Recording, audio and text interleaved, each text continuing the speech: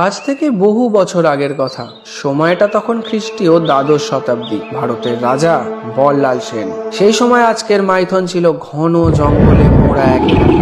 হঠাৎ সেখানে পা পড়ল কাপালিক দেবদাস চট্টোপাধ্যায়। তিনি বুঝতে পারলেন এই জায়গাটি মা কালীর সাধনা করার জন্য একদম সঠিক। তিনি মা কালীর সাধনা শুরু করলে তিনি মা কালীর দর্শন পান ও সাধনায় সিদ্ধি লাভ করেন। এবং কাপালিক দেবদাস চট্টোপাধ্যায় তিনি মানুষের সাহায্যে নিজের হাত বাড়িয়ে দেন, মানুষের পাশে দাঁড়ান। খবর যায় রাজা বল্লাল সেনের কানে। বল্লাল সেন ছদ্মবেশে কাপালিক দেবদাস চট্টোপাধ্যায়ের কাছে আসেন তাকে দেখতে। দেবদাস চট্টোপাধ্যায়ের ব্যবহার ও মানুষের সাহায্য করার অভ্যাস দেখে তুষ্ট হন রাজা বল্লাল সেন। নিজের সত্য পরিচয় দিয়ে তিনি কাপালিকের ভক্ত হন এবং কাপালিককে বলেন যে তাকে আদেশ করতে। তখন কাপালিক তাকে নির্দেশ দেন অধুনা শ্রবণপুরে একটি মন্দির নির্মাণ করতে, এবং মন্দির নির্মাণ হলে সেখানে বাড়তে থাকে ভক্ত, বাড়তে থাকে জনবসতি।